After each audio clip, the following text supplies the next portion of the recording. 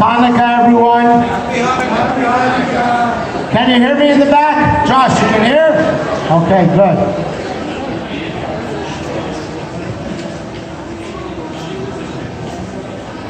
We want to welcome everyone to Chabad's annual Menorah lighting. This year,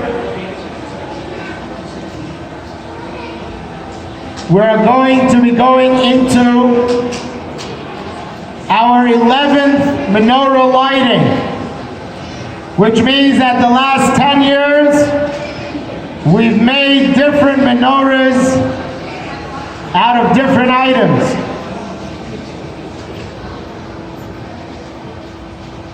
We all know the story of Hanukkah, where the Jews were persecuted by the Greeks. We're not going to go into the whole story. It takes a little bit of time. However, the Greek army forbade the Jews from doing different things, from keeping kosher, from circumcision, from Shabbat, from learning Torah. And they were still learning, even though they were learning underground in the secret. And when the Greeks would come in and the children were learning, they would put away the scrolls that they were learning and they would take out the dreidels and they would paint dreidel. So when they came towards the Holy Temple, the Bet HaMikdash, where in the Holy Temple the menorah was lit every single day with the oil that was squeezed. The first few drops of the oil was squeezed into a little jug, and then that little jug was sealed with the high priest's seal, and that's what they would use for the menorah. So when the Greeks came in and they defiled and they ruined the whole temple, they destroyed every bit of oil that they could find, that they found. And eventually when the Jews won the war and they came back in to rededicate the temple, they looked for oil. And the question that everyone's asking is, well, there was no shortage of oil. They could go out to the stores, go and buy oil. Not a big deal. But the problem is that they were missing the pure oil, the first few drops of the olives that was squeezed and then sealed by the holy Kohen Gadol, the high priest.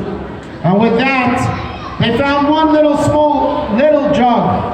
And the little jug should last for one day. That's all they planned on it, to last for one day.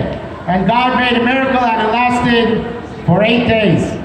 Hence we have 8 days of Hanukkah. In honor and commemoration of that, we light the menorah. We also light the menorah in public places to show that light dispels a lot of darkness. The world is not always a world full of light, but we have the opportunity, we have the mission, every single one of us, to bring a little bit of light to this world. And by lighting the menorah, we add each night a new light into the world. So this year, as we said, we made the menorah of a decade. Hence, each of the arms of the menorah are made out of the different items that was made the last few years. 2009, we had a big 6-foot menorah. 2010, we had a can menorah with over 6,000 food cans. That went to the unemployment center. 2011, we made a Lego menorah. 3,000 pieces of Duplo Lego went to the Windsor Regional Hospital, the children's department. 2012, we made a coin menorah. We raised over $3,000 for kids kicking cancer. 2013, we made a sock menorah, and we donated that to Street Help. 2014, we made it out of hundreds of toys, and we donated that to Children's Aid. 2015, we made a menorah out of pasta. We donated that to the unemployment center. 2016, we honored the Windsor Police Department. 2017, we honored the Windsor Fire Department. we did a peace menorah where we had hundreds of public school kids writing different peace messages. And in 2018, we honored the Windsor Fire Department. So that is a recap of a decade of menorah lightings.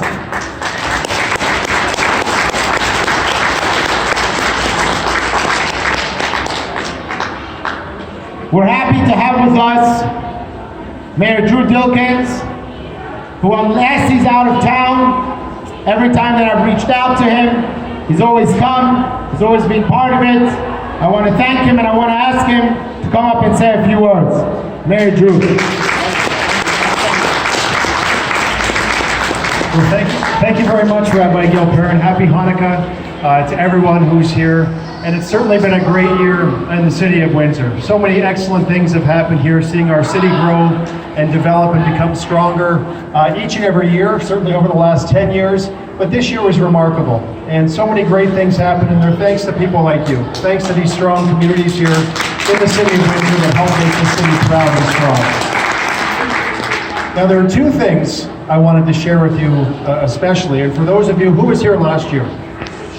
So those of you who were here last year, I declared to you that I took the Ancestry DNA test. And you'll remember, I came back Viking and Roman, but I had 1% North African, which was exciting for me because I love Egypt. And I came back 1% European Jew. No clapping, because it was stolen from me.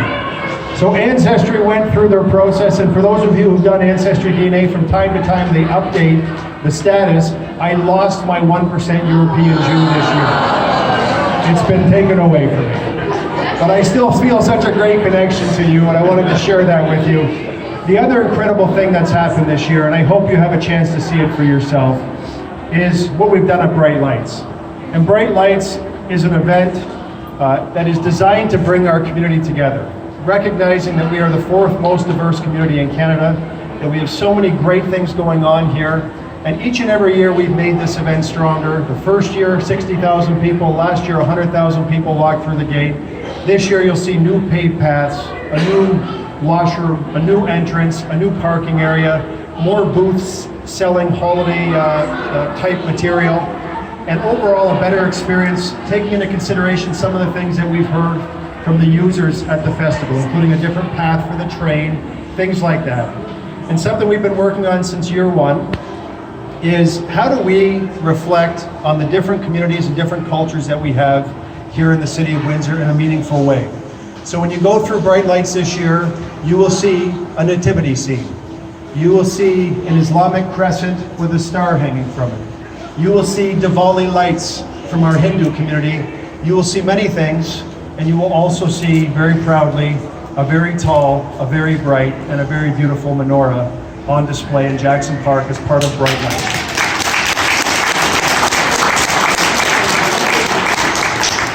And the rabbi has been very good at working with us, because when the lights go off at night and you turn them back on, it takes away the different lights, so they have to be manually set every time. But we think we figured it out. Tonight being a very special night, I hope you're all able to attend and see the lighting of the menorah in Jackson Park, and I hope you're able to attend at some time during the festival, which runs now until January the 7th. And so thank you for your contribution to the community. Thank you for help making Windsor strong. Thank you very much, and I hope you have a wonderful holiday. Most importantly, happy Hanukkah.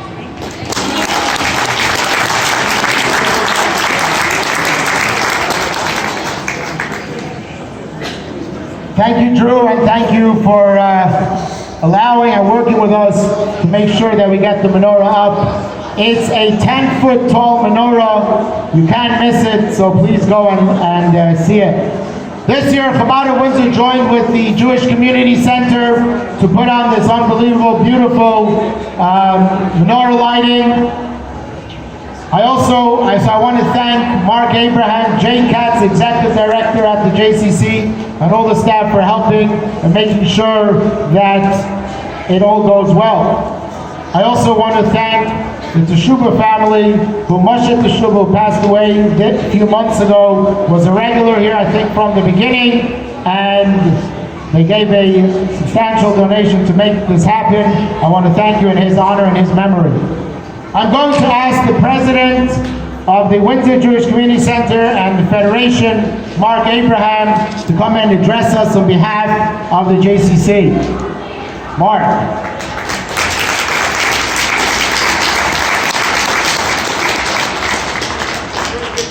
Thank you, Rabbi. I just wanted to, from the Federation and community and my own family, wish everybody a very happy Hanukkah.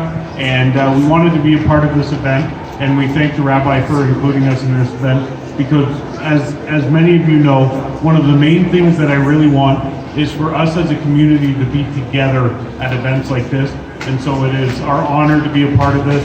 Thank you, Mayor, for coming and joining us here. And from my family and yours, happy Hanukkah.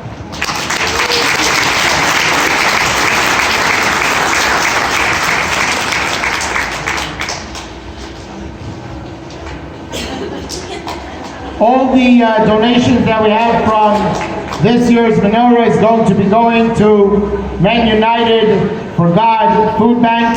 Unfortunately, the director was not able to be here today, so I'm going to ask a volunteer who volunteers a lot of his time there and is very much involved, Bill Barton, to come and say a few words on behalf of the food bank.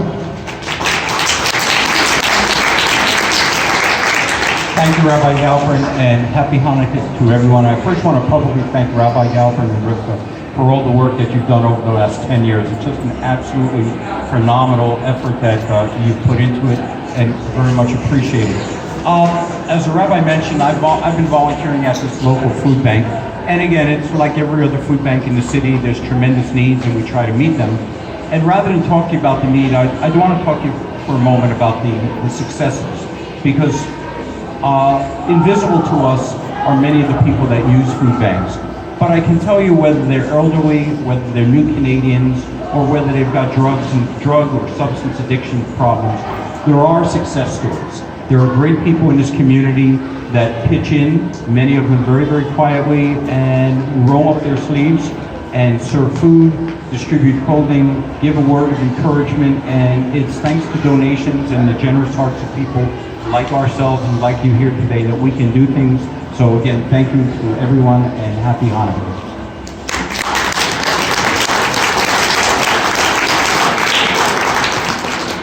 Before we light the menorah, I just want to thank the Devonshire Mall for allowing us year in and year out to freely publicize the miracle of Hanukkah, to light the menorah. I want to thank Linda and Karen and Tina and everyone that allows us and makes the process very smooth. Thank you very much.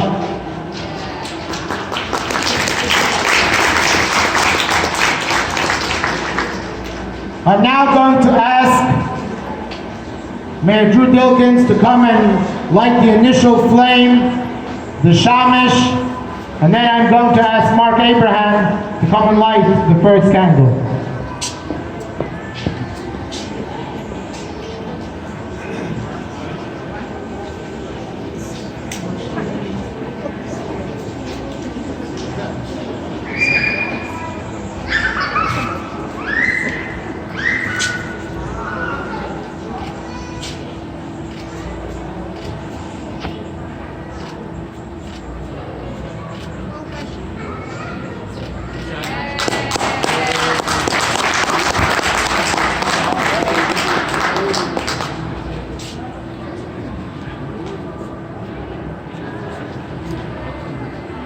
We're going to make the bracha, the blessings.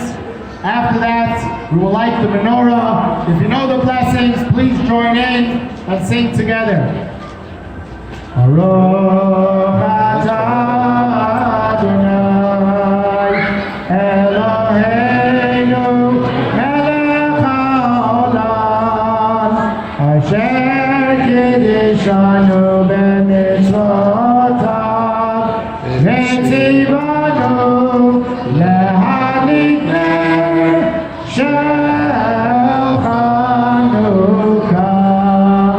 ברוך אתה אדוני אלוהינו מלך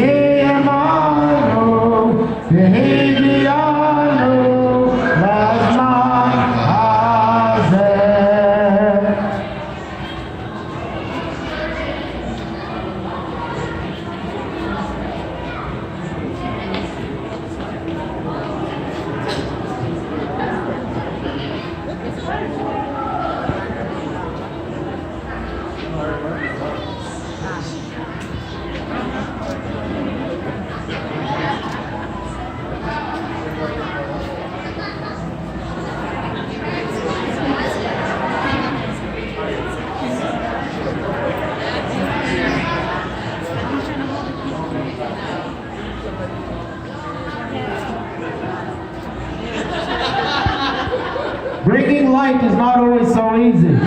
Once it's there, good.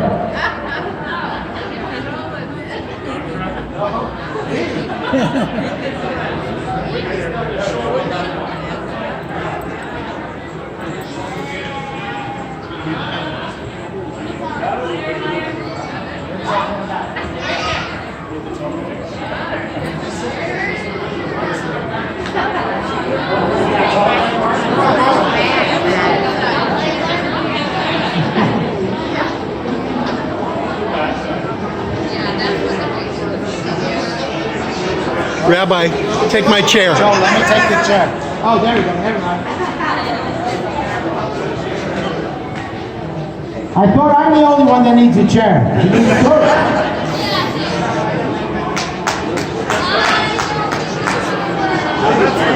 We have good insurance, don't worry.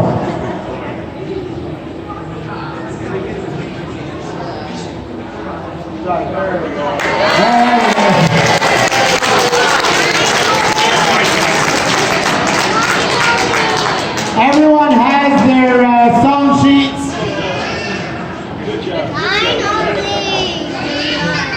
Please join in if you have your song sheet. We're going to sing the famous song of Ma'os Tur. Ma'os Yeshuati Lechana Elishabeah Tikom Betel. You don't need me. Nezabeah Netachim Mitzarach Nabeah Ozet Mor B'Shir Mizmor Chanukah Mizbeah Ozet Mor B'Shir Mizmor Chanukah Mizbeah. Now we put together a few other songs that you may remember as a little child growing up. We're all children even today. Hanukkah, Hanukkah, come light the menorah. Gather round the table, roll on the tree. Say we want to play with the life history. And while we are the candles are burning bright, one for each night they shed a sweet light to remind us of days. Oh, one for each night they shed a sweet light to remind us of days long ago. The famous one that everyone knows, and we're even going to sing it in Hebrew afterwards. I have a little dreidel, I made it out of clay, and when it's dry and ready, and dreidel I shall play. Oh, dreidel, dreidel, dreidel, I made it out of clay, and when it's dry and ready, and dreidel I shall play. It has a lovely body, with legs so short and thin, and when my dreidel tired, it drops and then I win. Oh, dreidel, dreidel, dreidel. And dreidel I shall play. Dreidel always playful. It loves to dance.